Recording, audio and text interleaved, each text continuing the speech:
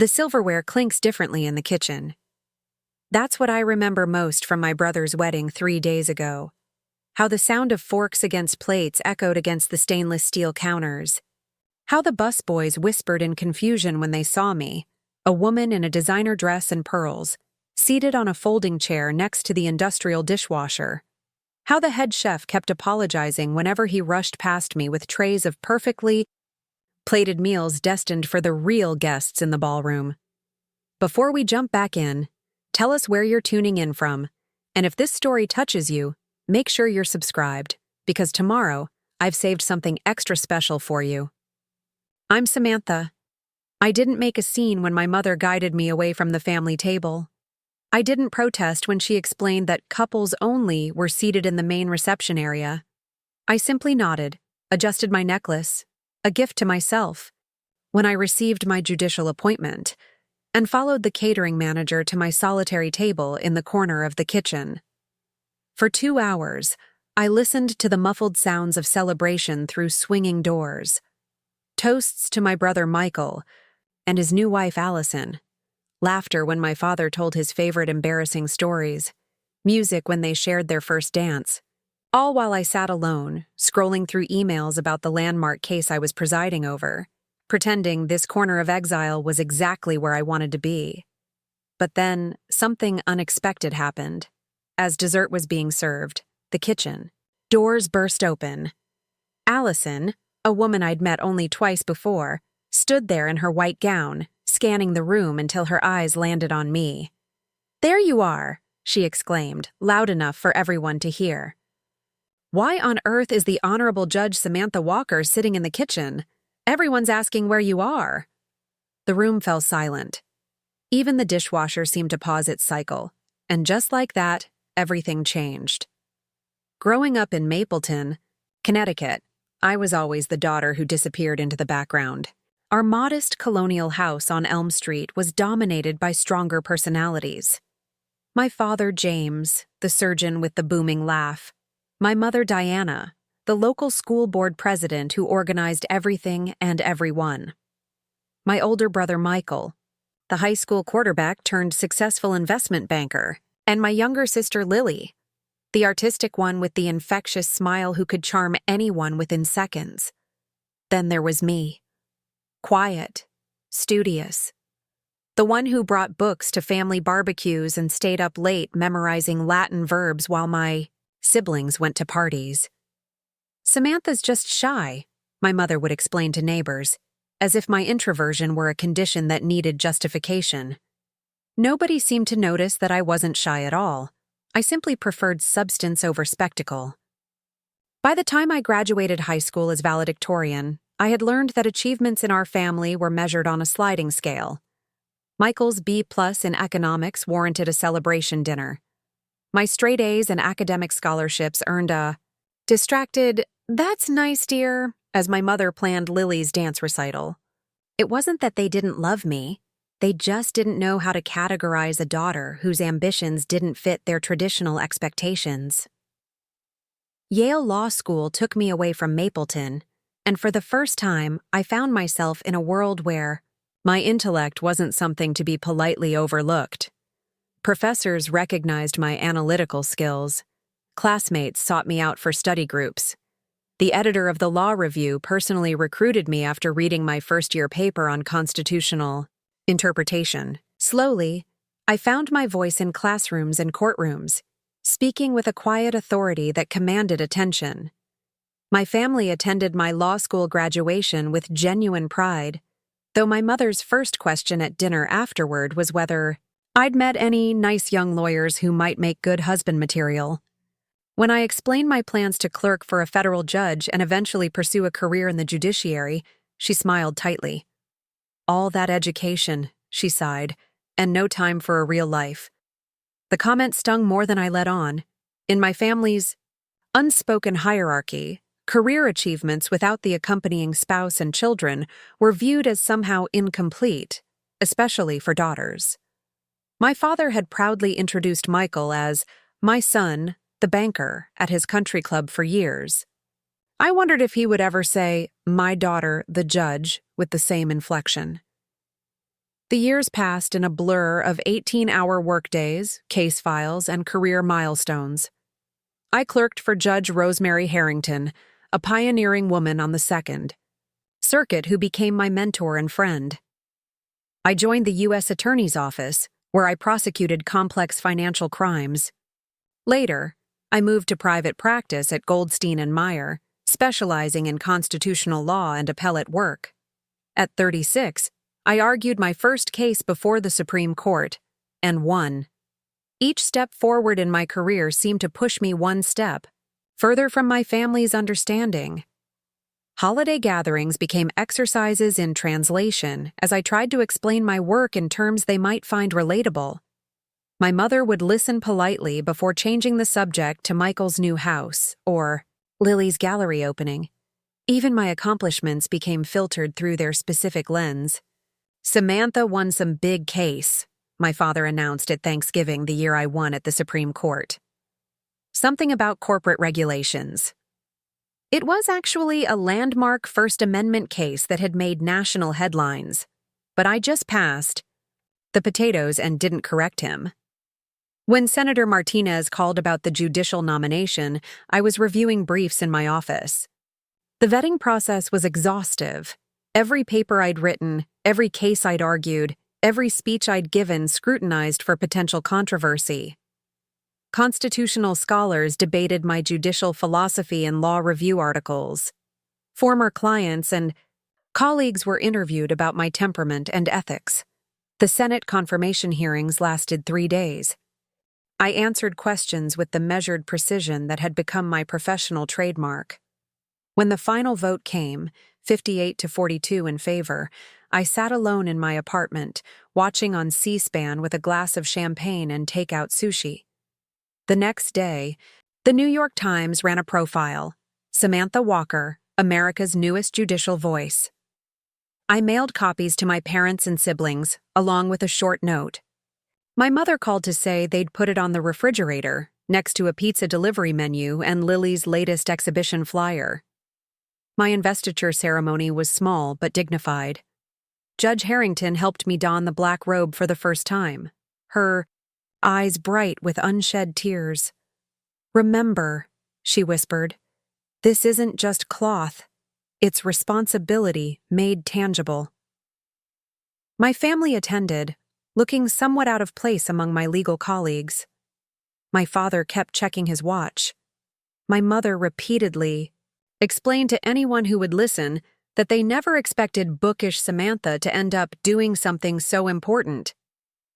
The first time someone addressed me as Your Honor in an official capacity, I felt a strange disconnection, as if they were speaking to someone standing just behind me.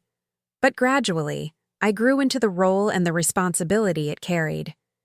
My courtroom became known for its efficiency and fairness. Law students requested clerkships years in advance. Other judges cited my opinions. At family gatherings, however, I was still just Sam, the daughter who worked too much and hadn't settled down. When Michael's wedding invitation arrived, I was in the middle of a high-profile case involving national security issues. The cream-colored envelope, addressed to Ms. Samantha Walker and guest, sat on my desk for 2 days before I opened it. I RSVP'd promptly, noting I would attend alone, and returned to writing my judicial opinion. The week before the wedding, my mother called to discuss logistics. "We've arranged for the rehearsal dinner at the club," she said. "Michael's invited quite a few of his finance friends, so it's going to be tight seating." "That's fine," I replied. "I don't need any special arrangements." "And for the reception," she continued, her voice taking on that particular tone I'd come to recognize. "We've had to make some adjustments to the seating chart. It's couples at all the main tables, you understand." I understood perfectly. Despite being Michael's only sister and a federal judge, I was being sidelined because I came without a +1. "Where will I be seated?" I asked directly. "Well," she hesitated, "we've had to create an overflow area. It's technically in the catering space, but it's been made very nice. The wedding planner assures me it's quite common for singles and distant relatives." I could have protested. I could have pointed out the absurdity of seating a federal judge in the kitchen at her own brother's wedding. Instead, I simply said, "I see," and changed the subject to whether I should bring the gift to the ceremony or send it ahead. The Riverside Country Club was transformed for Michael and Alison's wedding day. White roses and ivy draped every available surface. Crystal chandeliers cast a warm glow over the gathering guests. I arrived early, dressed in a midnight blue silk dress that had cost more than my first month's rent after law school. My judicial salary afforded me the luxury of quality, if not quantity, in my wardrobe. The ceremony itself was lovely. Alison, a pediatric nurse Michael had met at a charity fundraiser, made a beautiful bride. My sister Lily, as a bridesmaid, wept appropriately. My parents beamed from the front row. I sat in the third row, next to cousins I barely remembered, and watched my brother promise forever to a woman who seemed to genuinely adore him. It was during the reception that things shifted. My mother intercepted me as I entered the ballroom, her smile tight around the edges. "Samantha, darling," she said, linking her arm through mine in a way that appeared affectionate, but effectively steered me away from the main seating area. "Let me show you where you'll be." We moved past elaborately decorated tables where couples and families were already finding their place cards, past the table where my parents would sit with the bride's family, past the table where Lily and her boyfriend were laughing with college friends, through swinging doors marked staff only, and into the kitchen's controlled chaos. "Here we are," my mother said brightly, gesturing to a small table set up near the industrial refrigerator. A single place setting and a folding chair awaited me. "The caterers have been instructed to serve you exactly what everyone else is having. You'll be quite comfortable." I looked around at the bustling kitchen staff, the clattering of pans, the heat from the ovens. "Mom," I said quietly, "this is the kitchen." "It's just easier this way with the seating arrangements," she replied, already backing toward the door. "Michael understands. It's his special day, after all." And then she was gone, leaving me standing alone among the surprised kitchen staff. A young server looked mortified on my behalf. The head chef approached, wiping his hands on his apron. "Judge Walker," he said, and the recognition in his voice jolted me. "My brother-in-law was in your courtroom last year. Custody case." Preparing and narrating this story took us a lot of time, so if you are enjoying it, subscribe to our channel. It means a lot to us. Now back to the story. "You were very fair to him." I nodded, suddenly unable to speak past the tightness in my throat. "This isn't right," he continued, gesturing to my solitary table. "I can speak to the event manager." "No," I said, finding my voice. "It's fine." "Really?" It wasn't fine, of course, but making a scene at Michael's wedding wouldn't solve anything. Instead, I sat down, arranged my napkin across my lap as formally as if I were dining at the White House, and accepted the plate a server brought. Me. The salmon was perfectly cooked. The asparagus still had a pleasant crunch. The noise of the kitchen provided a strange soundtrack to my solitary meal. I thought about the irony of my situation as I ate. In my courtroom, people stood when I entered. Attorneys addressed me with deference. My opinions could change lives and sometimes laws. Yet here, at my own brother's wedding, I had been literally removed from sight, tucked away among the help because I had committed the apparent sin of professional success without personal attachment. My phone buzzed with a text from my clerk about Monday's docket. I welcomed the distraction, responding to questions about scheduling and procedural matters. This, at least, was a world where I belonged, where what I had built mattered. Through the swinging doors, I could hear the reception, in full swing, the DJ announcing the couple's first dance. My father's toast, his voice carrying even to the kitchen. To Michael and Alison, the beginning of our family's next chapter. Laughter and applause followed. One of the servers, a college-aged girl, with a kind smile, brought me a slice of wedding cake before it was served to the main reception. I thought you might want to be part of it, she said softly. The gesture nearly undid me. I was halfway through the cake when the kitchen doors burst open. Alison stood there in her wedding gown, looking around with a furrowed brow. The kitchen. Staff froze in their tracks. "Samantha?" she called, scanning the room until her eyes landed on me. "Why are you sitting in the kitchen?" Before I could formulate a response that wouldn't embarrass everyone involved, she continued, louder now. "Everyone's wondering where Michael's sister is, especially after what your clerk told me." I froze, fork halfway to my mouth. "My clerk?" "Jessica," Alison said, moving toward me. "When I called your chambers about that contract issue for the venue, she assumed I knew who you were. Judge Walker is in conference, but I can have her call you back. I had to Google you." She looked genuinely baffled. Why didn't anyone tell me my new sister-in-law is the Honorable Judge Samantha Walker? The kitchen had gone completely silent. Even the sous chefs had stopped chopping. "There you are," she exclaimed, loud enough for the ballroom to hear through the open doors.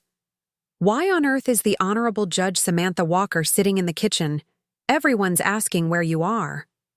I saw my mother appear in the doorway, her face drained of color. "Alison, dear," she began, but the bride wasn't listening. "Judge Walker needs to join us at the family table immediately," Alison announced, extending her hand to me. "My father has been dying to meet you since I mentioned your ruling in the Hartman case. He teaches constitutional law at Columbia." The next moments passed in a blur. Alison practically pulled me from the kitchen into the main reception area, where curious guests watched our entrance. My brother Michael looked confused, then horrified as understanding dawned on his face. My father stood frozen, champagne glass in hand. My sister Lily seemed to be the only one smiling, a small, sad smile that held a hint of recognition. "Everyone," Alison announced, still holding my arm, "I'd like to properly introduce my new sister-in-law, Federal Judge Samantha Walker, who has apparently been enjoying our reception from the kitchen." She turned to me. "I'm so sorry. I had no idea you weren't with the family." A murmur ran through the crowd. I could feel my cheeks burning, not with embarrassment, but with something more complex.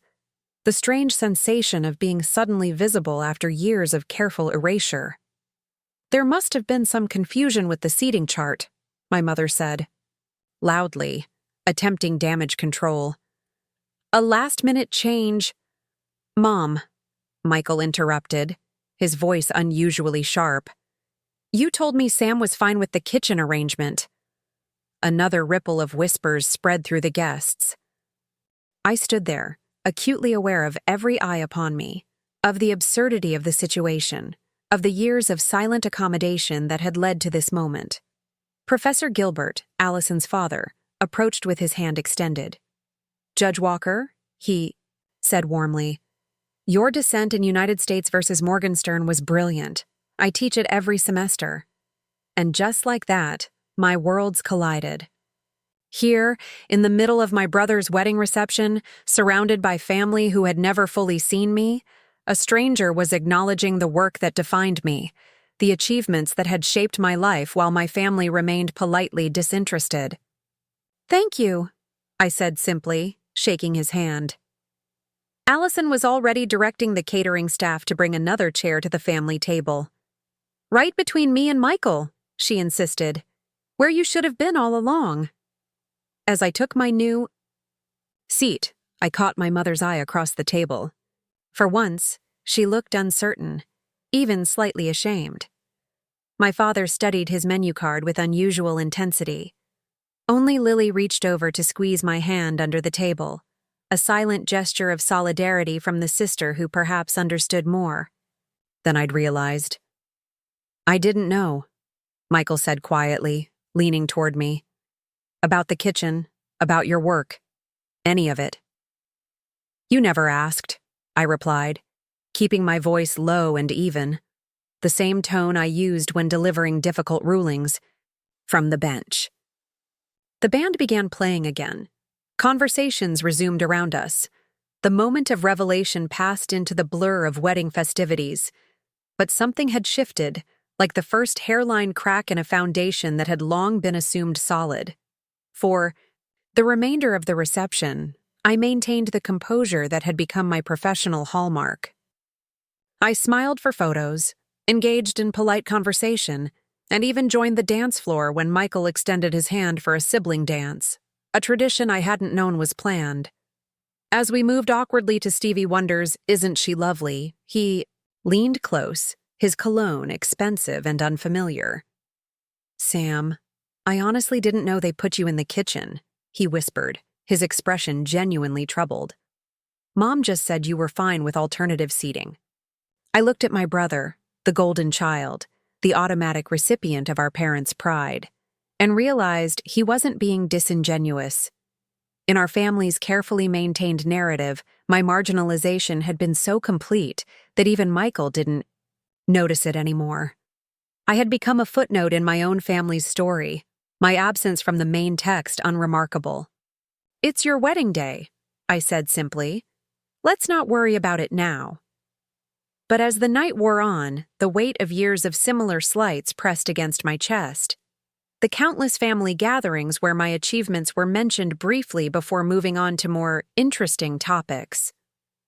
The holiday dinners where my parents asked endless questions about Michael's finance career or Lily's artistic endeavors, while my cases, even those making national headlines, warranted only cursory inquiry.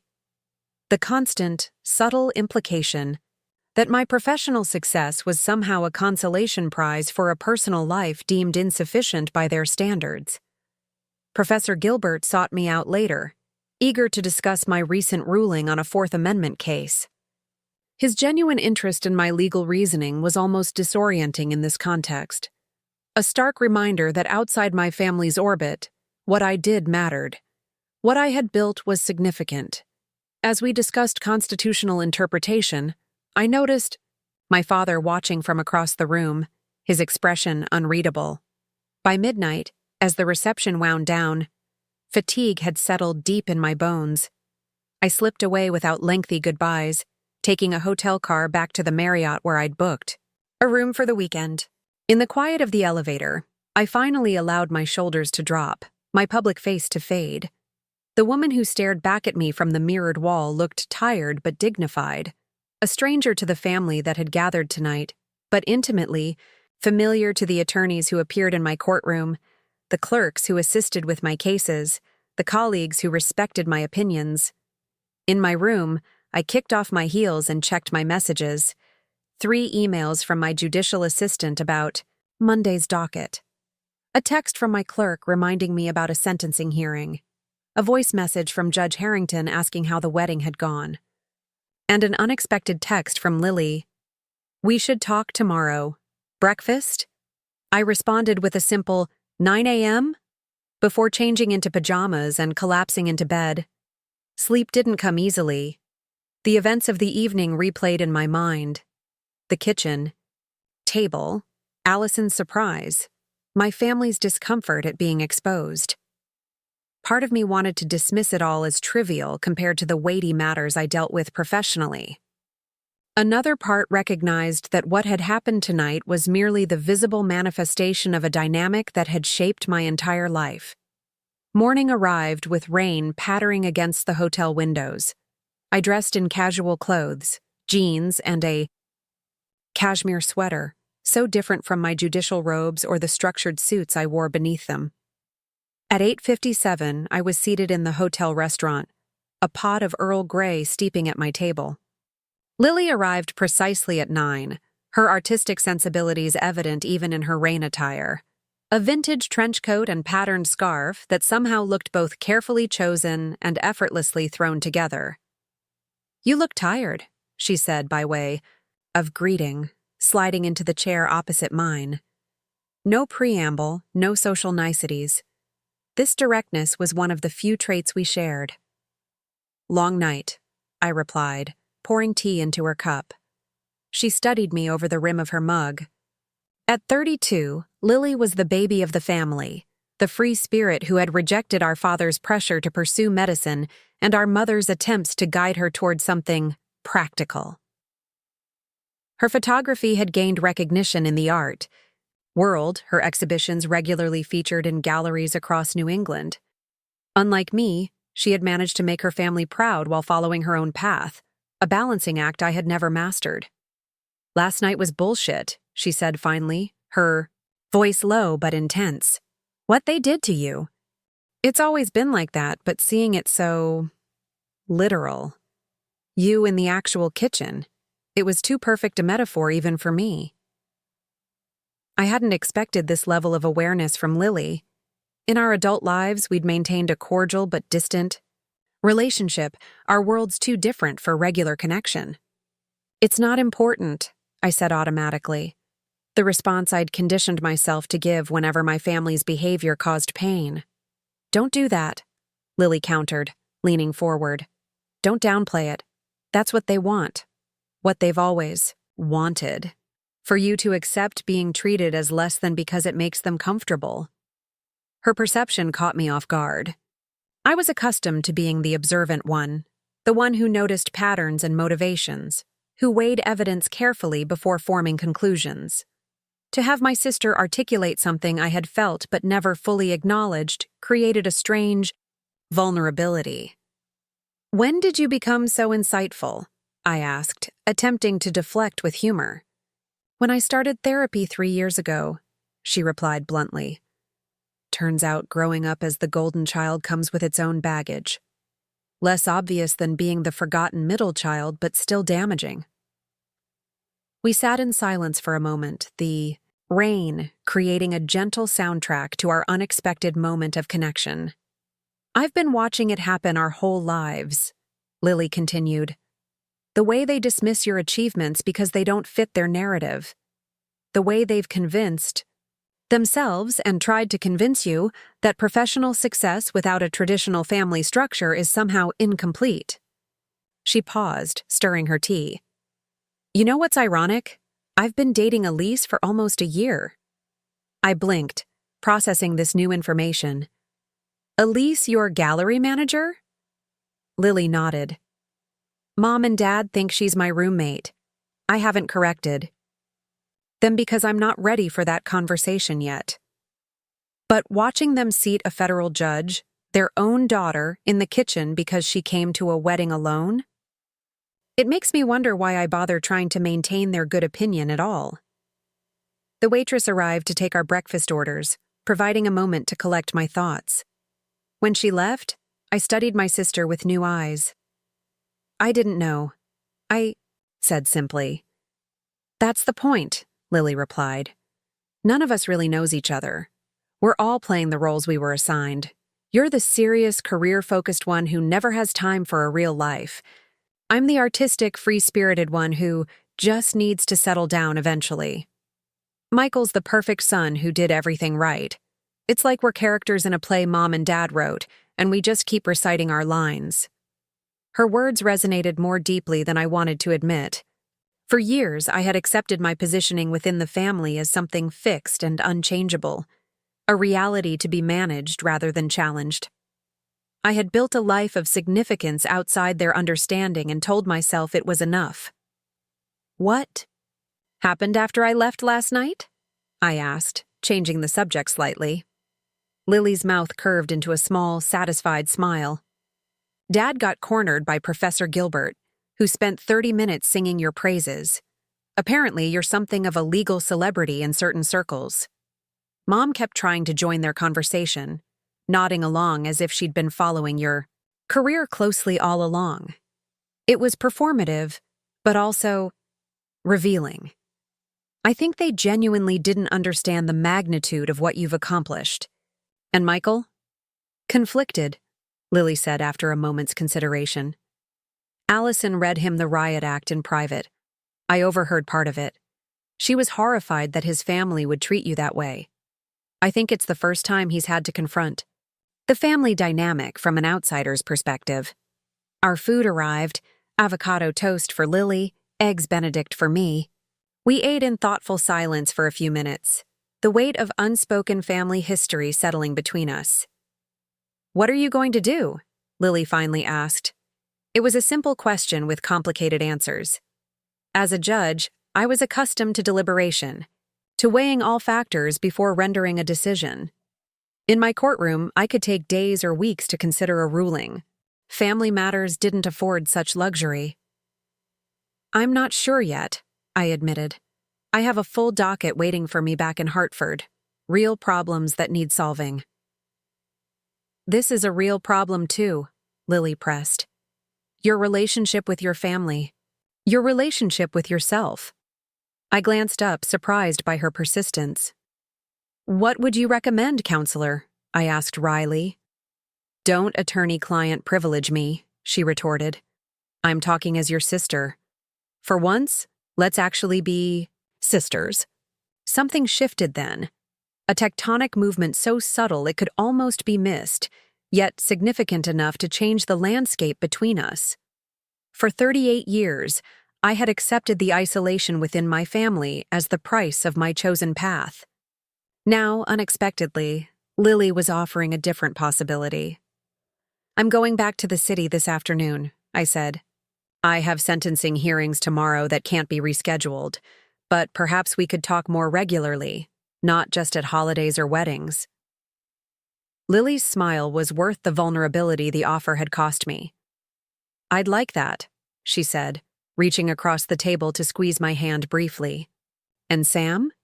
Don't let them off the hook too easily. What happened last night wasn't okay. After breakfast, I packed my overnight bag and checked out of the hotel. My phone buzzed with a text from my mother. Brunch at the house at 11. Hoping? You can join us before you leave. I stared at the message, weighing options and implications with the same care I applied to legal decisions. Finally, I responded, Can't today. Early meetings tomorrow. It wasn't precisely a lie. I did have an early docket, but it wasn't the whole truth either. The truth was, I needed space to process what had happened, to consider what it meant that my own family had physically removed me from their celebration, only to be embarrassed when an outsider recognized my value, to examine why I had accepted this treatment for so long and what it would mean to stop accepting it now.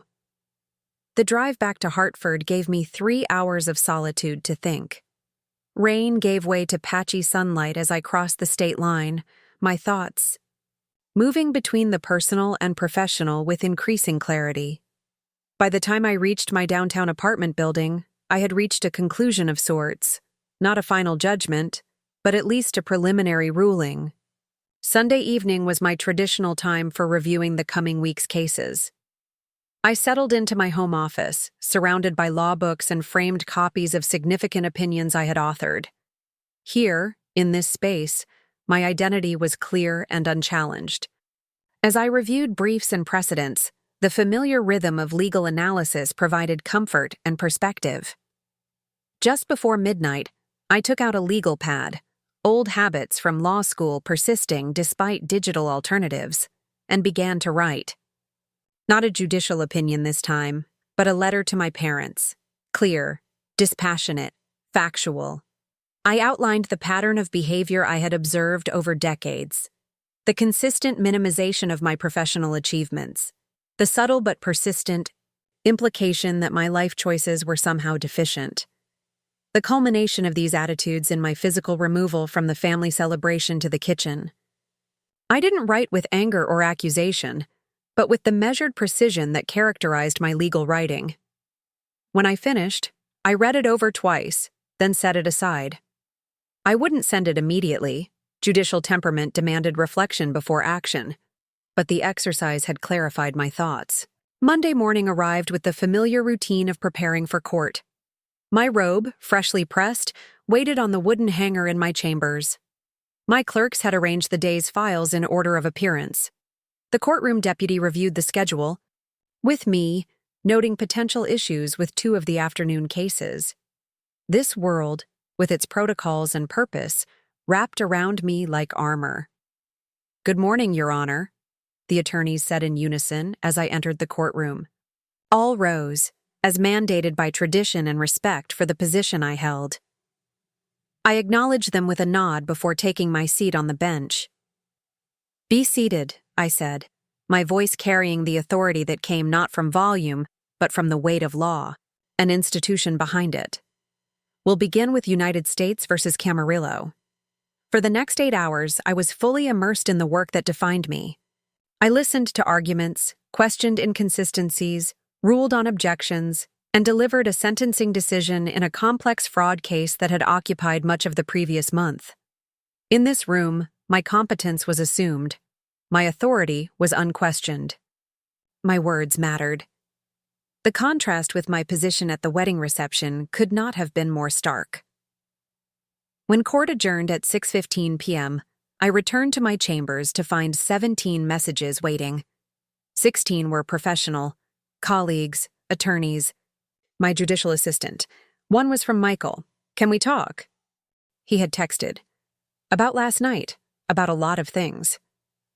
I considered ignoring it, using my heavy caseload as justification. But something in me, perhaps the same clarity that guided my judicial reasoning, recognized this as a potential inflection point. Opportunities for genuine change, personal or legal, were rare enough to warrant attention when they appeared. "I can speak at 8, I replied. "Call my cell." At precisely 8, as I was settling onto my sofa with a glass of Cabernet, my phone rang. "Sam," Michael said, his voice uncharacteristically hesitant. "Thanks for taking my call." "Of course," I responded, default politeness masking uncertainty about his intentions. A pause stretched between us, filled with 3 decades of fraternal history and familial dynamics. "I owe you an apology," he finally said. "For last night, and for a lot more than that, actually." I waited, giving him space to continue. A technique I used often in court when silence could elicit more truth than questioning. "Alison is furious," he admitted. "She keeps asking why I never told her what you do, why it seems like I barely know my own sister. And the thing is, I don't have a good answer. Because she's right. I don't know you. Not really." His words hung, in the air, an admission that felt both obvious and somehow revelatory. "When did you argue before the Supreme Court?" he asked suddenly. "Twice," I replied. "March of last year and again in October. The Carson case and the Mendelsohn appeal." "I didn't know," he said quietly. "I should have known that." Another silence, heavier this time. "Mom and Dad are embarrassed," he continued. "Not just about the kitchen thing, though that too, but about how obvious it was that they don't understand what you've accomplished." Professor Gilbert kept talking. "About your Fourth Amendment decision like it was common knowledge." Dad nodded along, but it was clear he had no idea what Gilbert was referring to. I took a sip of wine, considering my response. "Our family has always had particular ideas about what constitutes success," I said carefully. My path didn't align with those expectations. "That's a diplomatic way of putting it," Michael replied with a short laugh.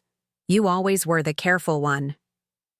"It comes with the territory," I said. "In my profession, words matter. Precision matters." "In family, too," my brother said, surprising me. "And we've been imprecise." "No, that's too gentle. We've been blind, Sam. Willfully blind to who you are and what you've built."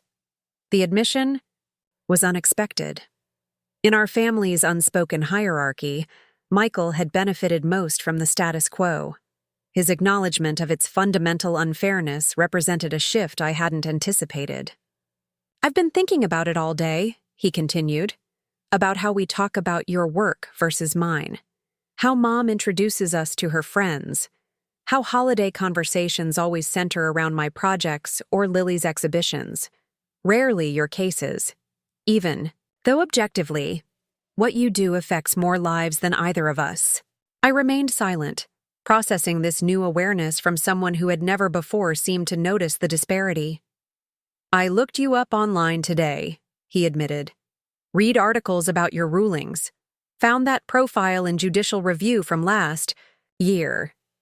It's bizarre, Sam. There are law students studying your opinions. You've shaped precedent in multiple jurisdictions. And somehow, in our family, that's treated as less significant than my making partner or Lily getting a gallery show in Brooklyn. It's a pattern that developed over time, I said, finding my judicial voice, measured, observant, but not accusatory. When I was 8, I won the state spelling championship. You lost the regional baseball semifinals that same weekend. Everyone consoled you. No one mentioned my trophy.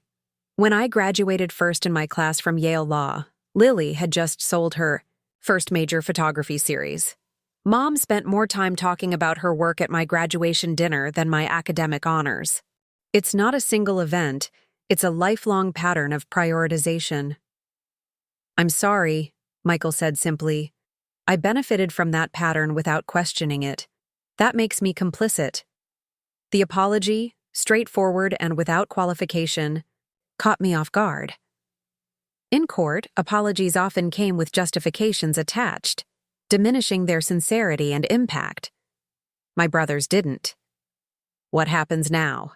He asked after a moment. It was the same question Lily had posed at breakfast. But coming from Michael, the center of our family solar system, it carried different implications. I'm not sure, I admitted. I've spent decades accepting my position in the family hierarchy. Questioning it now feels destabilizing. Sometimes systems need destabilizing, he replied. I spent all day in meetings where we discussed disrupting industries and challenging outdated business models. Maybe families need that too. The comparison was surprisingly apt. Perhaps they do, I agreed. Mom and Dad want to talk to you, Michael said. They've been trying to call. I glanced at my phone. There were no missed calls or messages from my parents. My office number, not my cell, I realized aloud. They still call my chambers, not my personal line. It was a small detail, but revealing. Another manifestation of the separation between my professional identity and my family's perception of me. Will you talk to them? Michael asked. I considered the question with judicial deliberation. Yes, I decided, but not immediately. I need to formulate my thoughts more clearly first. Fair enough, he conceded. For what it's worth, I think things will be different going forward. Last night was clarifying for everyone. After we hung up, I sat with my wine and my thoughts, considering the unexpected shifts occurring in familial relationships I had long ago categorized as fixed and immutable. In law, precedent carried tremendous weight, but it was not absolute. Even settled doctrine could evolve when compelling reasons emerged. Perhaps family dynamics followed similar principles. My phone buzzed with an email notification. Judge Harrington, my former mentor, was inviting me to deliver the keynote at the Women in Federal Judiciary Conference in Washington next month. The subject she suggested, holding authority in contested spaces. I smiled at the timing, at how perfectly the professional opportunity aligned with my personal circumstances. In both spheres, the fundamental question remained the same. How does one claim and maintain rightful position when others resist recognizing it? The draft letter to my parents still sat on my desk, its carefully composed paragraphs laying out decades of grievances with the dispassionate clarity I applied to legal opinions. I read it again, recognizing its accuracy but questioning its utility. Facts alone rarely changed entrenched patterns, in courtrooms or in families. What changed perspectives was narrative, the story that connected those facts into meaningful sequence. In my most effective judicial opinions, I didn't simply recite case law.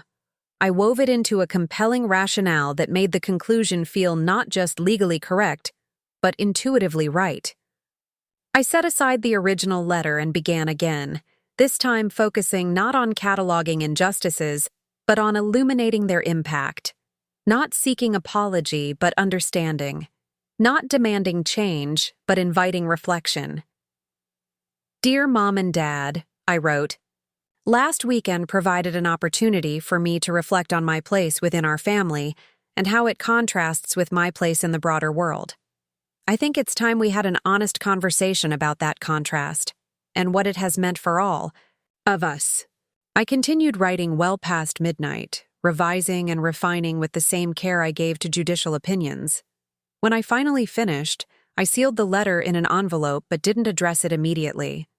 Some decisions, even when clear, benefited from a final period of reflection. The next morning, my judicial assistant informed me that my parents had called again. They said it was personal, she added, seeming slightly confused by the unusual contact. I told them you were in court all day, but that I would pass along the message. Thank you, Catherine, I said, grateful for her efficient professionalism. Also, Judge Harrington called to confirm you received her email about the keynote, she continued. And Professor Gilbert from Columbia Law reached out. He wanted to invite you to guest lecture in his constitutional seminar this fall.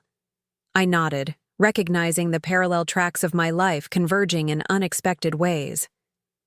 Please tell Judge Harrington I'll respond to her today and schedule a call with Professor Gilbert for Thursday afternoon. As I donned my robe for the morning session, I caught a glimpse of myself in the small mirror in my chambers. The black fabric draped with dignified weight from my shoulders, the embodiment of a responsibility I had earned through years of dedicated work. In this garment, I was defined by my intellect, my judgment, my commitment to justice, not by my marital status or adherence to traditional expectations. Your Honor, we're ready when you are, my courtroom deputy announced from the doorway. I turned from the mirror with a slight nod. Then let's proceed. The courthouse always felt different. In the evening, as the day's proceedings concluded and the halls emptied of attorneys, witnesses, and observers, a particular stillness settled over the building. I often stayed late, appreciating the quiet dignity of the space when it was no longer filled with the day's tensions and dramas. Tonight, I lingered in my chambers until nearly 8, reviewing briefs for tomorrow's hearings and finalizing an opinion that had proven particularly challenging to craft. When I finally gathered my things to leave, the security guard at the front desk looked up from his crossword puzzle with mild surprise. Another late night, Judge Walker? He asked, his tone friendly but respectful. The work doesn't complete itself, Thomas, I replied with a small smile. He nodded, understanding the weight of the position I held. My wife followed that tech monopoly case you ruled on last month, said your opinion was the clearest explanation of antitrust law she'd ever read. She teaches economics at the community college. Please tell her I appreciate that, I said, genuinely touched by the unexpected compliment. It was a complex case. Will do, Your Honor. Have a good evening. As I walked to my car in the secure judicial parking area, I reflected on how these small interactions often carried more genuine recognition of my work than my own family had managed in years. Thomas, courthouse security personnel for over a decade, had read my opinions. The barista at my regular coffee shop had once nervously asked me to explain my ruling in a civil rights case that affected her cousin.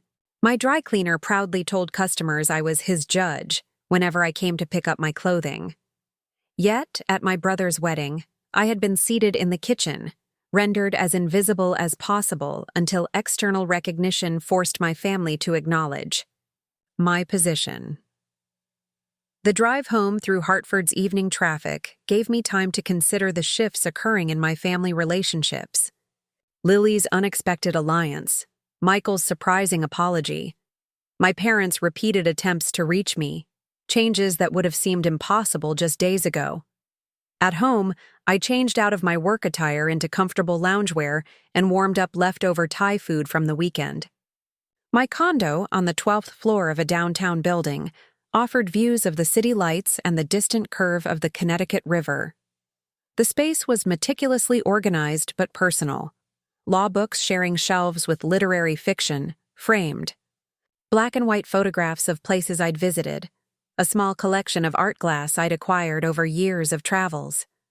Not the sterile, empty apartment my mother had once described when explaining to a family friend why I worked so much. "It's just her and her law books," she'd said with a theatrical sigh. "Nothing to come home to." The memory still stung, not just for its dismissiveness, but for its fundamental inaccuracy. My life was full of meaningful work, intellectual engagement, cherished if limited friendships, and quiet pleasures that required no audience or validation. My phone rang as I was washing my dinner dishes. Judge Harrington's name appeared on the screen. "Samantha," she said when I answered, her voice warm with the familiarity of our decade-long relationship. "Did you get my email about the keynote?" "Yes, I was going to call you tomorrow," I replied. "I'd be honored to deliver it." "Excellent. The committee will be thrilled." She paused. "But that's not actually why I'm calling. I spoke with Maria Gilbert today." "Maria Gilbert?" The name wasn't immediately familiar. "Professor Gilbert's wife. We serve on the Federal Judicial Conference Committee together. She mentioned meeting you at your brother's wedding, said there was quite a scene when they discovered you'd been seated in the kitchen." I closed my eyes briefly, embarrassment washing over me. "News travels fast," I murmured. "In judicial circles? Faster than a summary judgment motion," Rosemary replied with a soft laugh. "Maria wasn't gossiping, Samantha. She was concerned. Said it seemed like your family might not fully appreciate who you are professionally." The understatement was so enormous it almost made me laugh. "That's a fair assessment," I acknowledged. "It reminded me of something I wanted to talk to you about anyway," she continued. "The Women in Federal Judiciary keynote. I suggested holding authority in contested spaces as the topic because it's something you navigate exceptionally well. Your reputation among your colleagues, Samantha, is of someone who commands respect without demanding it, who holds authority with grace even when challenged. I've watched you do it for years in professional settings." She paused, and I sensed she was choosing her next words carefully. "But sometimes the most contested space isn't a courtroom. Sometimes it's a dinner table or a wedding reception." The insight landed with particular weight coming from Rosemary, whose mentorship had guided me through the most challenging aspects of my judicial career. "I'm still learning to navigate that particular contested space," I admitted. "We all are," she said with feeling. "When I was appointed to the bench, my mother's primary concern was who would cook dinner for my father.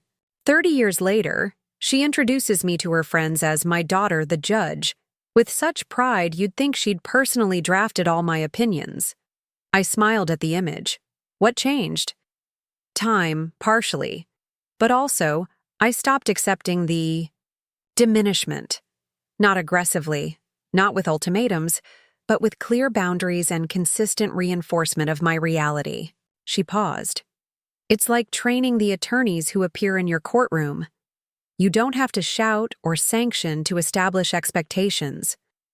You just need to be consistent in what you will and won't accept." After we hung up, I considered Rosemary's comparison. I had developed a reputation for running an efficient, respectful courtroom, not through intimidation, but through clear expectations consistently enforced. Attorneys who appeared before me knew that I expected thorough preparation, honest representation of precedent, and professional conduct. Those who failed to meet these standards quickly learned that while I rarely raised my voice, I was immovable on matters of principle. Why then had I accepted from my family what I would never accept in my courtroom? Why had I allowed my achievements to be minimized, my identity reduced, my position literally relegated to the kitchen while maintaining standards of excellence in every other area of my life? The questions lingered as I prepared for bed, organizing my thoughts for the next day's proceedings, as was my habit. Tomorrow's docket included 3 sentencing hearings and a motion to suppress evidence in a complex drug trafficking case. Lives would be significantly impacted by my decisions. The responsibility was one I had sought and embraced, yet carried with appropriate solemnity. As I drifted toward sleep, I found myself reflecting on the dual nature of authority, how it existed, both in concrete institutional power and in the more subtle realm of personal boundaries. In my courtroom, these aligned seamlessly. In my family, they had diverged so dramatically that I now sat in the space between, seeking reconciliation not just with my relatives, but with my own conflicted selves. Morning arrived with rain tapping against my bedroom windows. I moved through my usual routine with practiced efficiency, 40 minutes on the elliptical machine while listening to oral arguments from the Supreme Court's latest term, shower, breakfast of yogurt and coffee while reviewing notes for the day's first hearing. The rhythm of preparation centered me, creating the mental clarity necessary for the work ahead. In my chambers by 7:30, I found a stack of messages on my desk alongside the files my judicial assistant had organized for the day's proceedings. Among them was a handwritten note that Catherine had placed in a separate folder. "Your parents came by yesterday afternoon while you were in court," she had written. "They asked to wait, but I explained your schedule was full until late evening. They left this envelope and asked that it be given directly to you." Beneath her note was a cream-colored envelope with Samantha, written in my mother's distinctive handwriting. I stared at it for a long moment, uncertain whether to open it immediately or wait until after the day's proceedings when I could give it my full attention. Judicial temperament won out. Today's cases deserved my undivided focus. I placed the envelope in my desk drawer and turned my attention to the complex motion hearing scheduled for 9 a.m. The morning unfolded with the structured predictability that characterized my professional life. I entered the courtroom at precisely 9 DOE, the assembled attorneys and spectators rising as the bailiff announced, "All rise. The United States District Court for the District of Connecticut is now in session. The Honorable Samantha Walker presiding." "Be seated," I said, taking my place on the bench and opening the case file. "We're here this morning on the matter of United States v. Dominguez, case number 23-CR-157, on defendant's motion to suppress evidence. Counsel, please state your appearances for the record."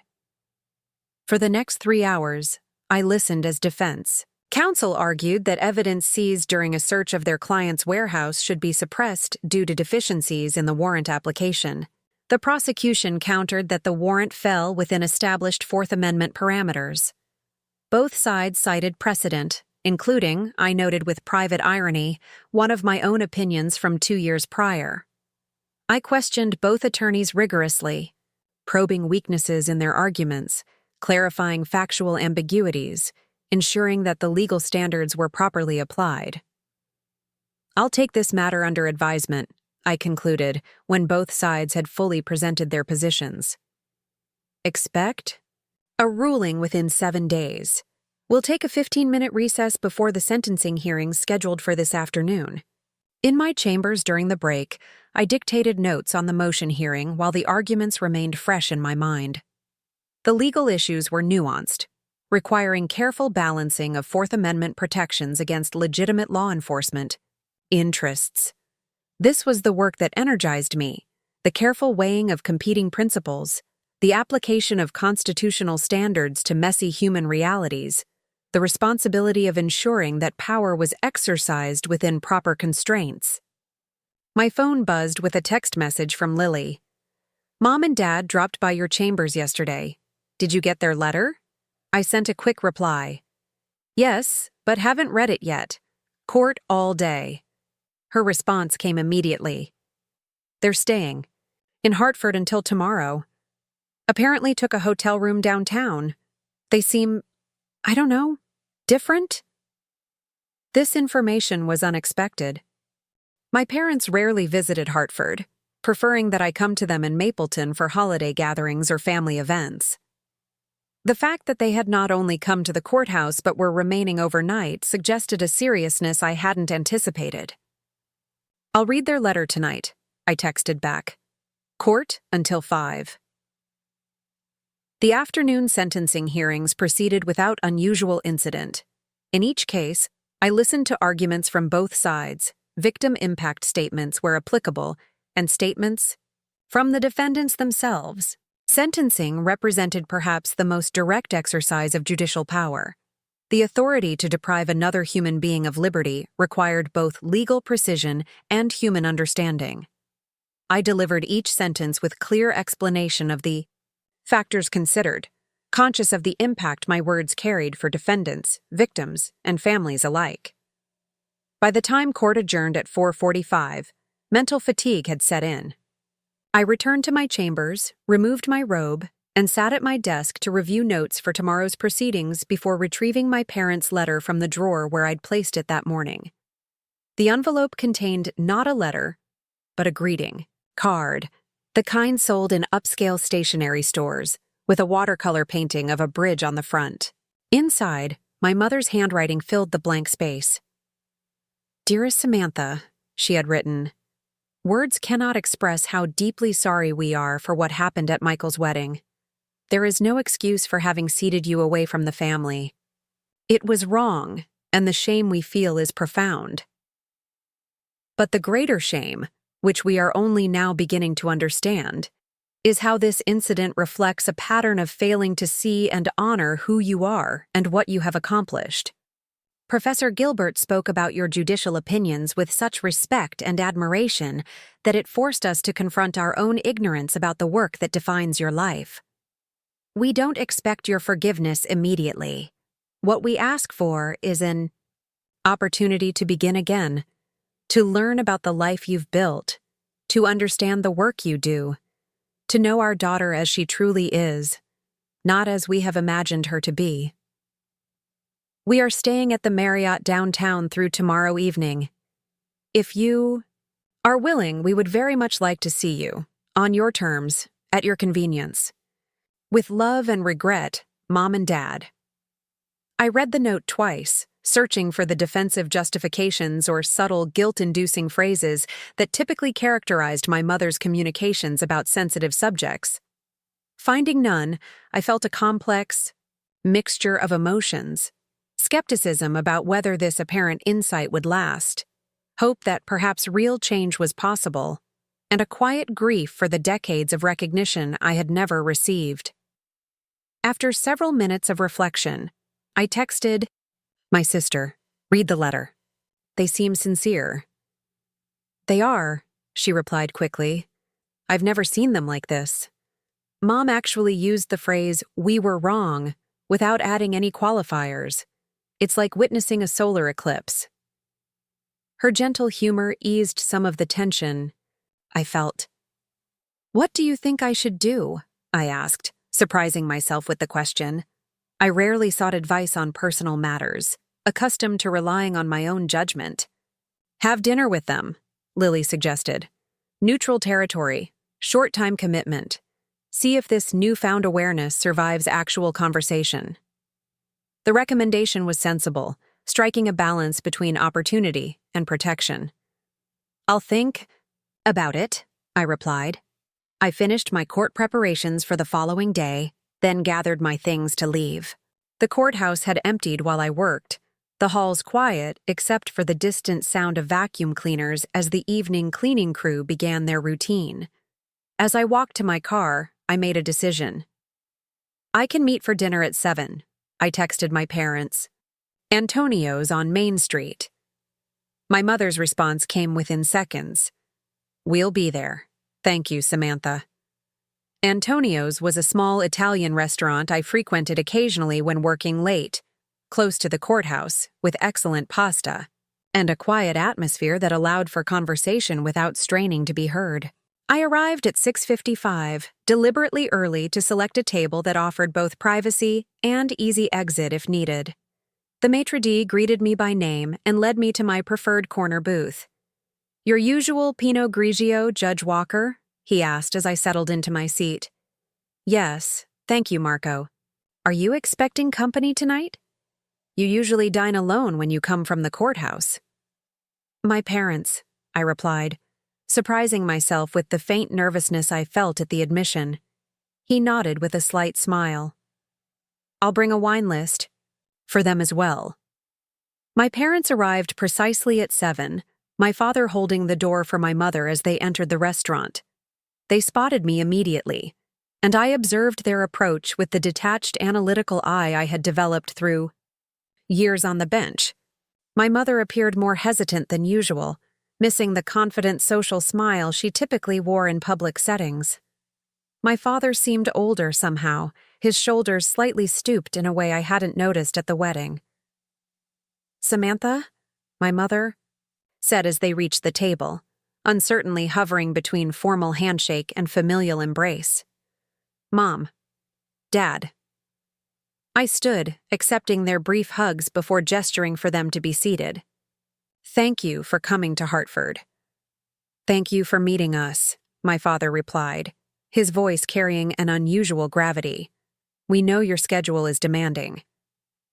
This acknowledgement, so simple yet so historically rare, caught me off guard.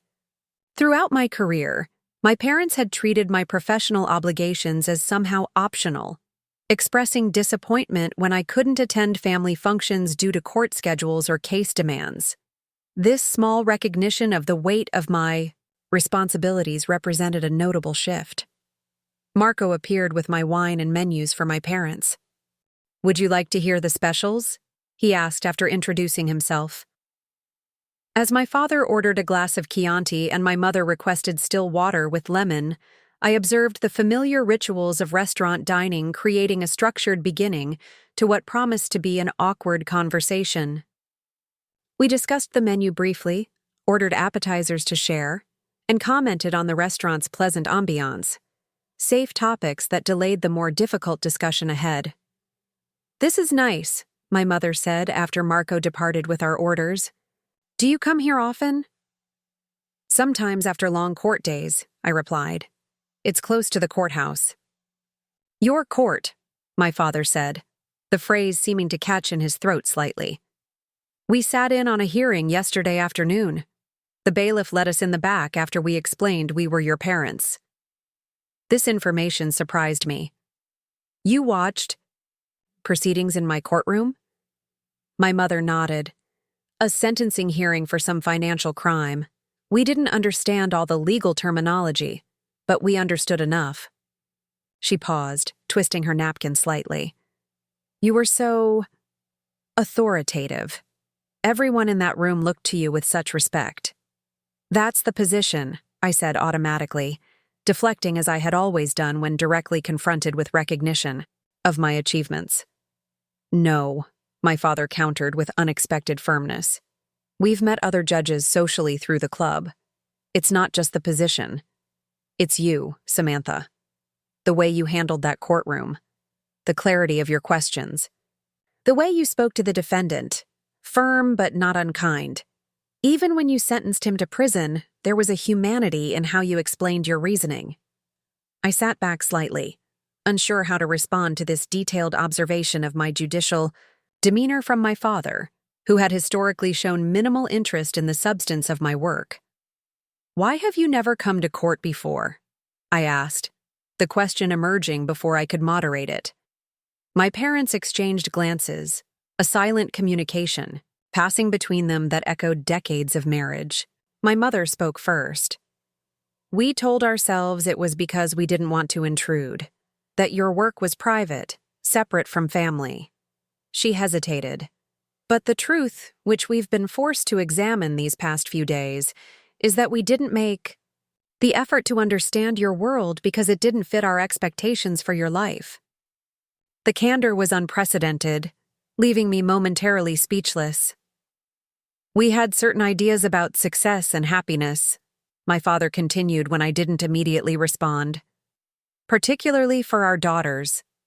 Michael's path made sense to us. College, career, marriage, children, a progression we recognized. Lily's artistic pursuits were less conventional but still somewhat familiar from friends' children. But you chose a path so different, so much more substantial than anything we had imagined. And instead of expanding our understanding," my mother added softly, "we narrowed our vision, defined your success only in terms of what was missing rather than what you had built. It was unfair. And at Michael's wedding, it became cruel." The appetizers arrived, creating a brief respite in the conversation. I took a sip of wine, processing the unexpected vulnerability my parents were displaying. When Alison realized who you were, my father said after Marco had departed again, when she announced it to everyone and we saw the respect on Professor Gilbert's face, it was like suddenly seeing a different daughter than the one we thought we knew. Not the quiet middle child who never quite fit, but this accomplished, respected jurist who shapes law and lives. I've been the same person all along, I pointed out, keeping my voice even despite the emotions threatening to break through my judicial composure. My work, my accomplishments, they weren't hidden. You just never asked. You're right, my mother acknowledged, meeting my gaze directly. We didn't ask because we were too focused on what we thought was missing from your life to see what was actually there. When we watched you in that courtroom yesterday, my father added, I felt proud and ashamed in equal measure. Proud of the judge you've become, ashamed that we needed strangers to tell us who our own daughter is. The dinner with my parents progressed with an unfamiliar openness that felt both refreshing and precarious. For nearly 4 decades, our family conversations had followed predictable patterns, surface-level updates, gentle interrogations about my personal life, polite disinterest in my professional achievements. Tonight, those patterns had been disrupted in ways that left all of us navigating uncertain terrain. Tell us about a case that matters to you, my father said as we waited for our main courses. Something that represents the work you're proud. Ok. The request was so unprecedented that I momentarily questioned whether I'd heard him correctly. My parents had never asked specific questions about my cases, limiting their inquiries to generic, how's work? Exchanges that neither invited nor expected substantive response. There are many, I said carefully, but one stands out. Adams vs. Northeast Regional School District. A special education case involving a young girl with learning disabilities whose parents fought for appropriate accommodations. The school district had technically complied with legal minimums, but failed to provide what she genuinely needed. My mother tilted her head slightly. What happened? The case turned on the interpretation of appropriate education under federal law. The school district argued they had met the standard by offering basic services. The family's attorney, a brilliant woman who specialized in education law, argued that appropriate must be meaningful to each child's specific needs. I paused, surprised by my own animation as I described the legal principles involved. I ruled for the family. The school district appealed, my father guessed. I nodded, impressed by his perception. To the Second Circuit. They affirmed my decision in a split ruling. The case established a stronger standard for accommodation in our jurisdiction, potentially helping thousands of children with similar needs. That's remarkable, my mother said softly. To think of all those children's lives improved because of your decision. We had no idea your work had such direct impact. Most cases aren't quite so clearly beneficial, I acknowledged. Often, I'm balancing competing legitimate interests without obvious right answers. That's the challenge of the position, seeking justice within constraints of law that sometimes limit what feels most fair. How do you handle that tension? My father asked. Between what's legally required and what seems just. The question revealed a surprising depth of understanding about judicial dilemmas, one I wouldn't have expected from him. Carefully, I replied. The role requires fidelity to law, but law isn't mathematics. There's interpretive space where judicial reasoning matters. Finding that balance is the art within the science of judging. Our entrees arrived. Linguine with clams for my father, eggplant parmesan for my mother, mushroom risotto for me. The familiar comfort of well-prepared Italian food provided momentary respite from the emotional complexity of our conversation. We visited your chambers yesterday, my mother said after we had eaten in silence for a few minutes. Your assistant, Catherine, was very protective of your time and privacy. She seems to respect you tremendously. She's exceptional at her job, I agreed. I'm fortunate to have her. The photographs on your wall, my father commented. The one of the Supreme Court steps. You argued cases there? Twice, I confirmed. Davidson v. United States last March and Commonwealth Energy Trust v. EPA in October. My father set down his fork. You argued before the Supreme Court twice in 1 year, and we didn't know.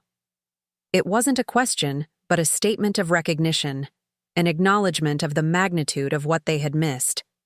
We should have known, my mother added, her voice carrying genuine regret. We should have been there. I took a sip of wine, considering my response. These were moments I had experienced alone. The preparation, the intensity of argument before the 9 justices, the nervous wait for opinions to be issued. I had never expected my family to understand the significance of these professional milestones, had never invited them to witness what they had shown no interest in understanding. Yes, I said simply. You should have. The acknowledgement hung between us, not accusatory, but honest. An admission of absence that couldn't be retroactively filled. We can't change the past, my father said after a moment, but we can change how we move forward, if you'll let us. The conversation shifted then, moving into tentative exploration of what such change might look like. My parents asked about upcoming cases that might be appropriate for public observation. My mother inquired about the Women in Federal Judiciary keynote I'd been invited to deliver. For the first time in memory, they engaged with my professional life not as an abstract concept, but as the central meaningful work it was. When dessert menus arrived, I declined, citing early court obligations the next morning. My parents nodded, with new understanding. We've kept you long enough, my mother said. Thank you for meeting us, Samantha. It means more than we can express. As we waited for the check, my father cleared his throat with uncharacteristic hesitation. We're not asking for immediate forgiveness, he said. What happened at the wedding, and before that, over many years, isn't something that can be erased with one conversation. But we are asking for a chance, my mother added, to get to know you. The real you, not the daughter we imagined. To understand the life you've built. To be parents worthy of the remarkable person you've become. Without our support. The sincerity in their expressions moved me more than I had expected. Years of judicial training had taught me to evaluate credibility, to distinguish genuine remorse from strategic performance. What I saw in my parents' faces was authentic recognition of harm done and desire for repair. It will take time, I said honestly. Trust once broken doesn't restore itself overnight. We understand, my father replied. We'll try to earn it back, however long that takes. Outside the restaurant, the spring evening had turned cool, a gentle breeze carrying the scent of approaching rain. We stood awkwardly on the sidewalk, the formality of goodbye highlighting the tentative nature of our reconciliation. We're proud of you, Samantha, my mother said suddenly, reaching for my hand. Not because some professor recognized your brilliance, or because standing in your courtroom finally opened our eyes. We're proud because you built this remarkable life despite our failure to see its value. That speaks to a strength of character that humbles me. The words, so long withheld, so deeply needed, brought unexpected moisture to my eyes. I blinked rapidly, maintaining the composure that had become second nature both professionally and personally. Thank you, I said simply. Drive safely back to Mapleton. Actually, my father interjected, we thought we might stay another day. If there are proceedings tomorrow that would be appropriate for observers, we'd like to watch you work again, to better understand what you do. The request revealed commitment to their expressed desire for change, a willingness to adjust, their schedule to center my professional world rather than expecting me to accommodate theirs as had been our family's pattern. Morning docket starts at 9, I said after brief consideration. Civil motions, nothing confidential. You're welcome to observe. Their faces brightened with surprising enthusiasm at this modest invitation. We said our goodbyes with brief embraces, less awkward than those that had begun our evening. As I walked to my car, I felt a complex mixture of emotions: cautious hope, lingering skepticism, and a quiet grief for the parental recognition I had never received during the formative years of my career. The drive home through Hartford's quiet evening streets gave me space to process. One dinner couldn't erase decades of dismissal. One courtroom observation couldn't create the parental understanding I had long ago stopped expecting. Yet something had shifted, perhaps not seismically, but meaningfully. For the first time, my parents had seen me as I was, not as they had wished me to be. They had acknowledged the disparity between my accomplishments and their recognition of them. Most significantly, they had expressed willingness to change the patterns that had defined our relationship. At home, I found an email from Lily waiting. "How did it go with Mom and Dad? Still speaking to each other? Call me if you need to decompress." I texted back, "Better than expected. They're staying another day to observe court tomorrow. Will call this weekend with details." Her response came quickly. "They're what? Voluntarily spending time in a courtroom? Who are these people and what have they done with our parents?" Her humor lightened my mood as I prepared for bed, reviewing notes for tomorrow's proceedings as was my habit. The civil motions docket included a complex disability discrimination case that would require careful balancing of competing interpretations of statutory language, exactly the kind of nuanced legal analysis I found most intellectually engaging. For the first time, I considered how I might explain these legal principles to my parents, how I might help them understand the work that had defined my professional life. The next morning arrived with steady rain tapping against my windows.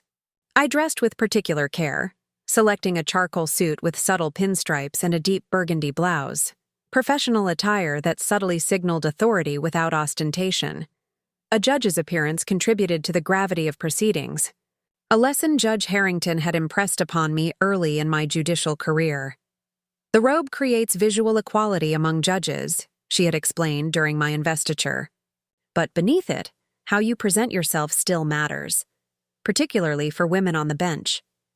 Fair or not, your authority will be evaluated differently than your male colleagues."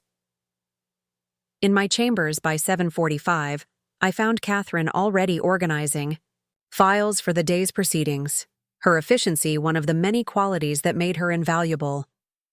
"Good morning, Your Honor," she greeted me. "I've placed the briefs for the Whitman motion in order of filing, with relevant precedents tabbed as requested. Also, your parents called to confirm they'll be attending this morning's session. I've reserved seats in the public gallery." "Thank you, Catherine," I replied, appreciating both her thoroughness and her discretion in not commenting on the unusual nature of my parents' attendance. "Judge Harrington also called. She'd like to speak with you before the judicial conference. Committee meeting next week. I scheduled a call for Thursday at 2, during your administrative block." "Perfect. Any word from the Second Circuit on the Martinez appeal?" Catherine shook her head. "Not yet, but I've set an alert for when the opinion is posted." The familiar routine of professional preparation centered me, creating mental clarity for the work ahead.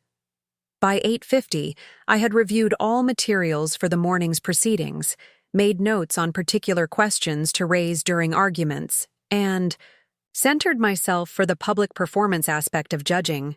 For while the law required careful private analysis, the administration of justice demanded thoughtful public engagement, asking the right questions, guiding arguments toward relevant issues, ensuring all parties felt their positions had been fully considered even when rulings went against them.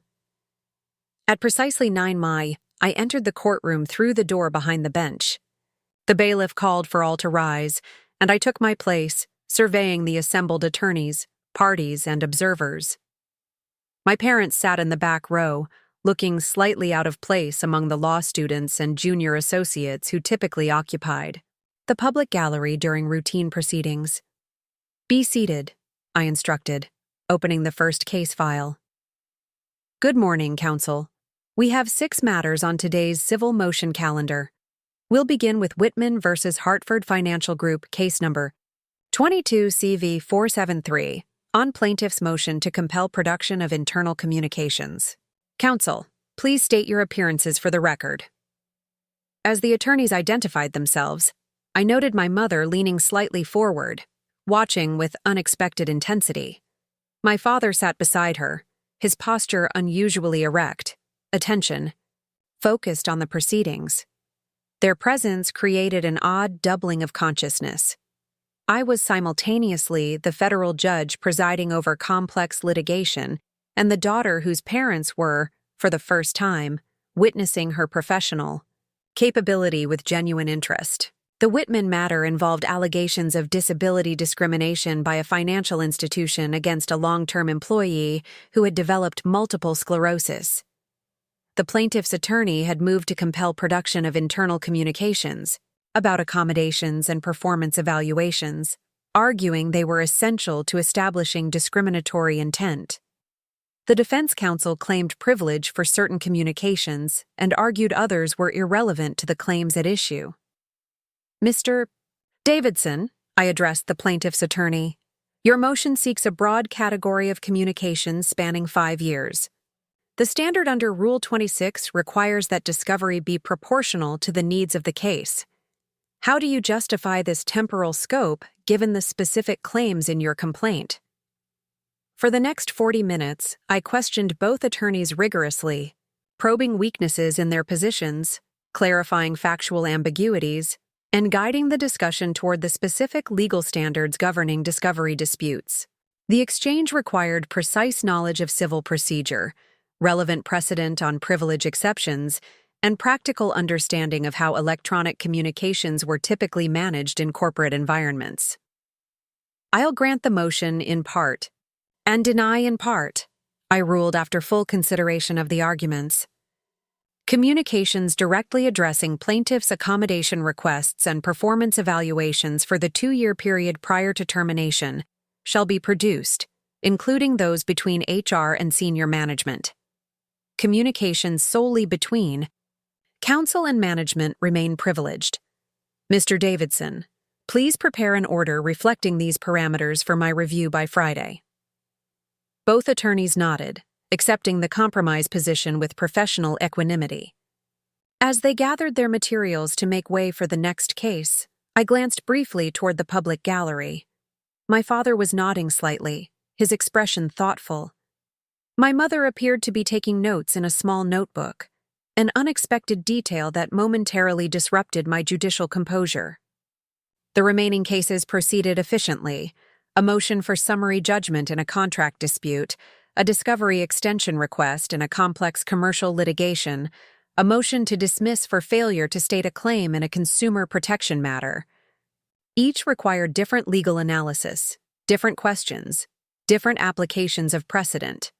Throughout, I maintained the balanced judicial demeanor that had become second nature: firm but not harsh, authoritative but not domineering, engaged but not partisan. When the morning calendar concluded at 12:15, I announced a brief recess before afternoon proceedings and exited to my chambers. Catherine was waiting with messages that had arrived during court. Your parents asked if they might see you during the lunch recess, she informed me. I explained your usual schedule but said I would check your preference. My usual midday routine involved reviewing materials for afternoon sessions while eating lunch at my desk, maximizing productivity during limited court breaks. Today, however, felt different. Please invite them back, I decided, and hold my calls for 30 minutes. When my parents were shown into my chambers a few minutes later, I observed a subtle shift in their demeanor. My father, typically confident to the point of occasional arrogance, entered with unusual deference. My mother's expression held a mixture of pride and lingering apology that I had never before seen directed toward me. Thank you for letting us observe this morning, my father said, declining my gesture toward the chairs opposite my desk. We know you're busy and won't take much of your time. We just wanted to say, my mother began, then hesitated. Watching you today, the way you manage that courtroom, the depth of your knowledge, How those attorneys responded to your questions, it was extraordinary, Samantha. That's the job, I replied automatically, my standard deflection of direct praise. No, my father countered with surprising firmness. We've known many professionals over the years. What we saw today goes beyond merely competent execution of responsibilities.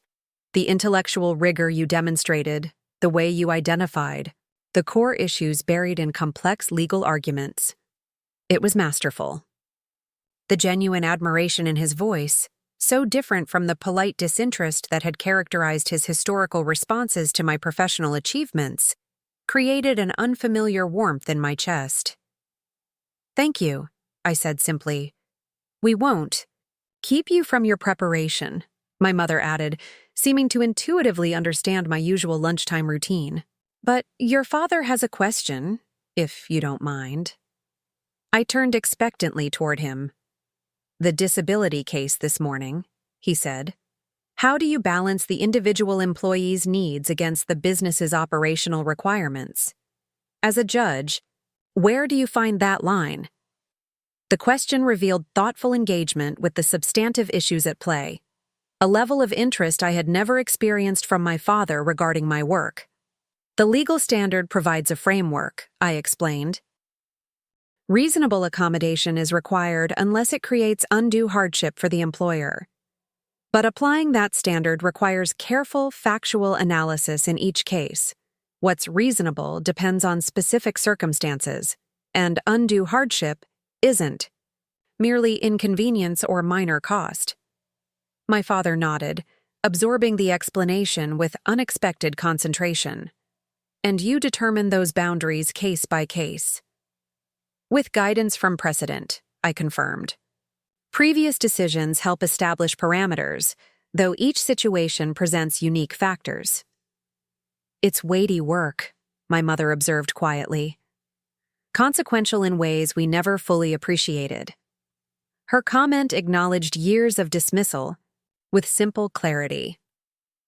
My parents had viewed my career as abstract, detached from meaningful impact, secondary to traditional milestones they considered more significant. Witnessing the real-world consequences of my judicial authority had shifted that perspective in ways no explanation could have accomplished. Will you join us for dinner again tonight? My father asked. We'd like to continue learning about your work before we return to Mapleton. The invitation represented another reversal of familiar patterns, my parents requesting my time rather than expecting me to accommodate their schedule, expressing interest in my professional world rather than focusing exclusively on personal matters. I have a sentencing hearing that might run late, I replied. Court schedule can be unpredictable. We understand, my mother said quickly. We could wait, if that's all right. Have dinner whenever you're finished, or another time entirely, if today doesn't work. Their willingness to adapt to my professional obligations, to center my schedule rather than expecting accommodation of theirs, represented another small but meaningful shift. I should be finished by 6, I said after brief consideration. We could meet at Vesuvio's at 6:30. It's closer to the courthouse than Antonio's. Perfect, my father agreed.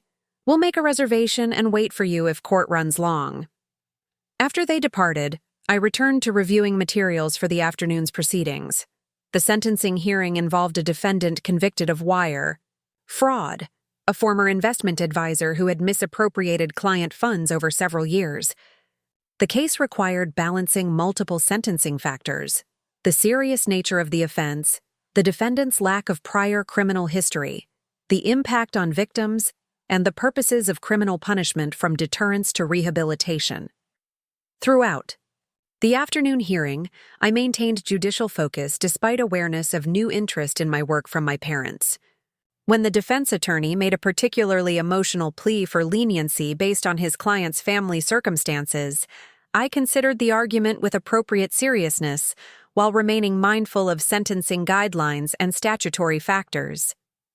The prosecution emphasized victim impact, presenting statements from retirees whose savings had been significantly depleted by the defendant's actions. Mr. Lawson, I addressed the defendant directly after both attorneys had completed their arguments. Before I impose sentence, you have the right to address the court. Is there anything you wish to say? The defendant stood, visibly nervous. Your Honor, I know what I did was wrong. I can't undo the harm I caused, but I'm deeply sorry for betraying the trust of people who depended on me. I accept responsibility for my actions and whatever punishment the court deems appropriate. I nodded, acknowledgement of his statement, then delivered my sentencing decision with careful explanation of the factors considered. When proceedings concluded at 5:45, I returned to my chambers to complete necessary paperwork before meeting my parents for dinner. As I signed the final sentencing order, I reflected on the unusual events of the past several days. From being seated in the kitchen at my brother's wedding to having my parents observe court proceedings with genuine interest, the shift was as dramatic as it was unexpected. While 1 week couldn't erase decades of misrecognition, it had created an opening for a different relationship, one based on who I actually was rather than who they had wished me to be. Vesuvio's offered a more formal dining atmosphere than Antonio's: white tablecloths, subdued lighting, servers in crisp black attire. My parents had secured a corner table that afforded both privacy and a view of the restaurant's elegant interior. When I arrived at 6:35, they stood to greet me with a warmth that still felt unfamiliar but increasingly genuine. The sentencing went longer than expected, I explained as I took my seat. Criminal proceedings often do. We understand, my mother assured me. Your work comes first. Such acknowledgement of my professional priorities represented another small but significant departure from historical patterns. Throughout my career, my parents had treated court obligations as somehow optional, expressing disappointment when I couldn't attend family gatherings due to trials or hearings. This simple recognition of the immovable nature of my schedule reflected new respect for my professional responsibilities. Was it difficult? My father asked after we had ordered. The sentencing, I mean. Deciding how many years of someone's life they lose to incarceration seems like an enormous weight. The question revealed thoughtful consideration of judicial burdens, another unprecedented expression of interest in the substantive challenges of my position.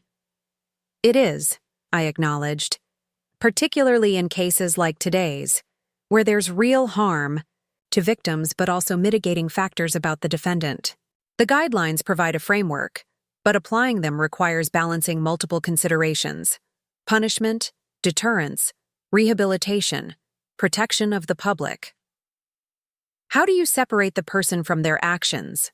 My mother inquired. Seeing them in front of you, hearing their story. You don't entirely, I replied, surprised by her perception. You consider their actions within the context of their circumstances, while remaining mindful that consequences must follow harmful choices. The human element is always present, but so is the responsibility to uphold the law. As dinner progressed, our conversation continued along lines that would have been unimaginable just days earlier. My parents asked thoughtful questions about judicial ethics, the emotional toll of difficult cases, the intellectual challenges of interpreting ambiguous statutes. I found myself explaining aspects of my work I had long ago stopped attempting to share with family, having grown accustomed to polite disinterest or quick subject changes. The judiciary conference you mentioned, my father said as dessert arrived. The keynote address you've been invited to deliver? When is that scheduled? 3 weeks from Friday, I replied, in Washington. My mother set down her coffee cup. Would it be appropriate for us to attend? To hear your speech?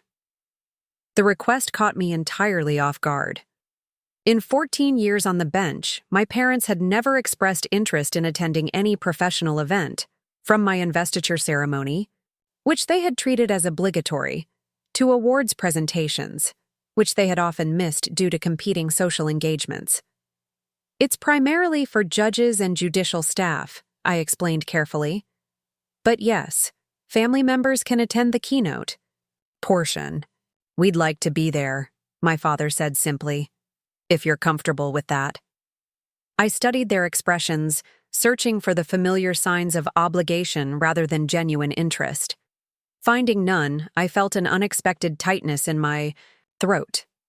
"I'd appreciate that," I admitted. Later that evening, as I drove home through Hartford's quiet streets, I reflected on the remarkable transformation of the past week. From being literally relegated to the kitchen at my brother's wedding, to having my parents voluntarily observe court proceedings and express interest in attending my keynote address, the shift seemed almost too dramatic to be sustainable. Yet, their engagement had shown consistent sincerity. Their questions revealed genuine curiosity about my work. Their willingness to adapt to my schedule rather than expecting accommodation of theirs demonstrated respect I had never before experienced. From them, most significantly, they had acknowledged, without defensiveness or qualification, their historical failure to recognize the value and significance of my professional life. At home, I found an email from Michael. "Talk to Mom and Dad today. They sound different, Sam. Like really different. Said watching you in court was eye-opening. What did you do to them?" I smiled slightly at his phrasing and replied, "Nothing. They finally saw what was always there." 3 weeks later, I stood at the podium in the grand ballroom of the Washington Judicial Conference Center, surveying the assembled judges, law clerks, judicial staff, and distinguished guests. In the front row sat Judge Harrington, my longtime mentor, alongside other members of the conference committee. In the third row, somewhat out of place among the judicial robes and legal professionals but undeniably present, sat my parents. "Authority in contested spaces," I began, addressing the conference theme. "As judges, we navigate this terrain daily, issuing rulings that one side or another will inevitably dispute, making decisions that reshape lives and relationships, establishing boundaries that some will resist." I paused, allowing my gaze to briefly meet my parents. But the most challenging contested spaces aren't always found in our courtrooms. Sometimes they exist in our own lives. The spaces where our identity and authority are questioned not by litigants or counsel, but by those closest to us. Where the respect automatically granted to our robes is withheld from the person beneath them. My mother nodded slightly, understanding the reference without defensiveness. Judicial authority is conferred by appointment, but sustained through how we exercise it. Similarly, personal authority, the right to be seen and valued for who we truly are, is established not through demand, but through consistent self-recognition, even when others fail to see us clearly. For the next 30 minutes, I addressed the assembled judiciary on maintaining authority in difficult cases, navigating challenges to judicial independence, and balancing firmness with compassion on the bench. I shared strategies developed through years of presiding over contentious litigation, insights gained from appellate reviews of my decisions, lessons learned from occasional reversals. As I concluded, I returned to the personal dimension that had opened my remarks. The black robe we wear represents judicial authority, but our effectiveness ultimately depends on the person inside it, on integrity that commands respect even when our decisions are disputed. Similarly, our worth as individuals exists independently of external validation. Yet when recognition finally comes from those who matter to us, it carries its own unique power, not because we needed it to be whole, but because it completes a circle of understanding we never stopped hoping might eventually close. The applause that followed was warm and sustained. Judge Harrington approached the podium first, embracing me briefly with the understated affection that characterized our professional friendship. "That was exactly what they needed to hear," she murmured. "What many of us needed to hear." My parents waited patiently as colleagues offered congratulations and comments. When they finally reached me, my father extended his hand formally, then seemed to reconsider and embraced me instead. "That was remarkable, Samantha," he said, his voice thick with emotion I had rarely heard from him. "You've always had such Clarity of thought, even as a child. Now I understand where it led you. My mother simply held my hand between both of hers. Thank you for letting us be here, she said quietly. For giving us another chance to see you, the real you. Later that evening, at dinner in a restaurant near the conference center, Lily joined us, having flown in from Boston specifically for the occasion. The four of us shared a meal unlike any family dinner in memory. My parents listened attentively as Lily and I discussed our respective professional challenges. My father asked thoughtful questions about a difficult constitutional issue I was navigating in a pending case. My mother expressed genuine interest in how I balanced the emotional demands of the bench with personal well-being. I've been thinking about family patterns, Lily said as dessert arrived. How easily we fall into assigned roles that can last decades if no one challenges them. Michael the golden child, me the free spirit, Samantha the serious one who was somehow never quite enough despite being the most accomplished. My mother flinched slightly at the characterization but didn't dispute it. Roles can change, my father said after a moment.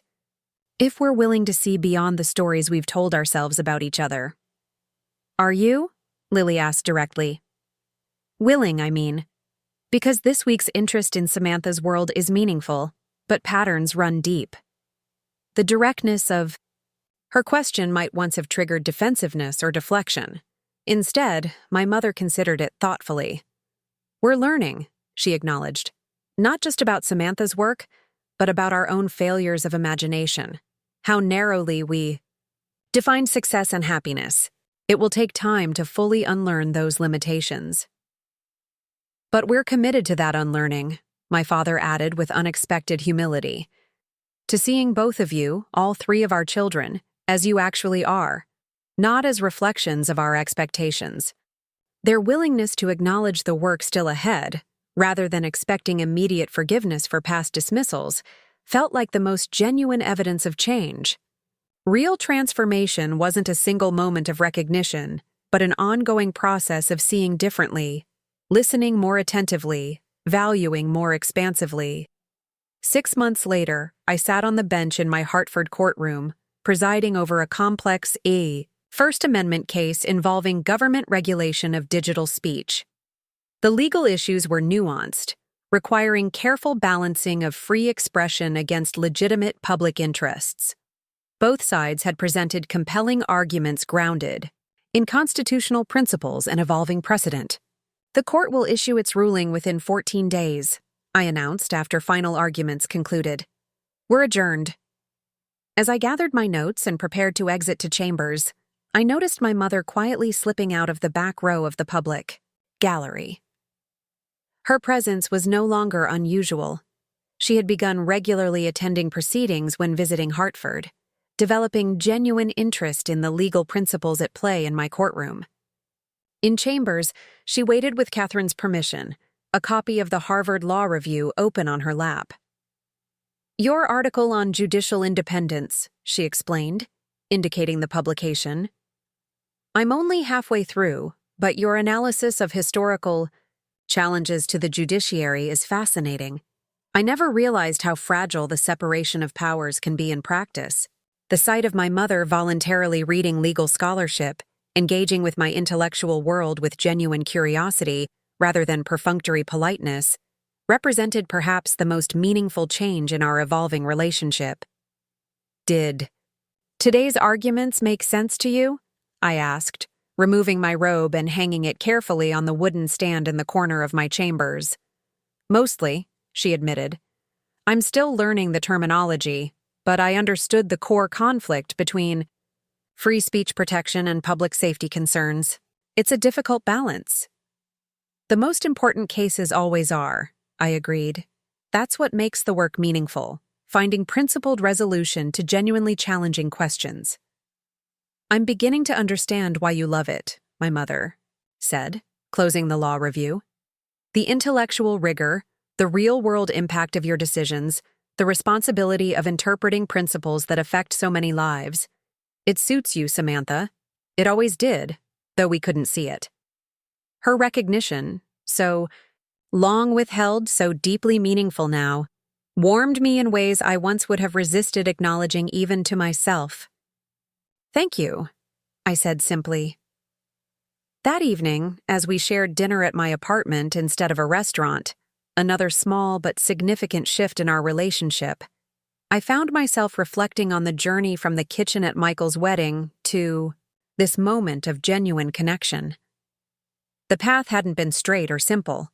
There had been difficult conversations, moments of lingering hurt, occasional backsliding into old patterns that required gentle but firm correction. Yet something fundamental had changed, not just in how my parents saw me, but in how I allowed myself to be seen. I had spent years accepting marginalization within my family while commanding respect in my professional sphere. Now those worlds had begun to align, not through compromise of my identity, but through expansion of their vision. As Judge Harrington had wisely observed, authority in contested spaces required consistent self-recognition, even when others failed to see clearly. I had maintained that internal authority throughout years of familial misrecognition. But when external validation finally arrived, not because I needed it to be whole, but because it completed a circle of understanding, it carried its own unique power. "What's your schedule tomorrow?" my father asked as we finished dinner. "Sentencing." "Hearings in the morning, chambers work in the afternoon," I replied. "I should be finished by 5 if you'd like to have dinner before your flight." "We'll work around your schedule," he assured me, words that would have been unimaginable a year earlier. "Your work comes first." Not because it was more important than family, but because it was essential to who I was, a reality they had finally come to not just accept, but understand and value. In that understanding lay the resolution I had stopped expecting, but never stopped hoping might eventually arrive. Recognition not just of my accomplishments, but of my right to define success on my own terms. The kitchen table had been replaced by a seat at the bench, not through demand or confrontation, but through the quiet authority that had defined my professional life finally extending into my personal one. The authority to be seen, at last, for who I truly was. Up next, you've got 2 more standout stories right on your screen. If this one hit the mark, you won't want to pass these up. Just click and check them out.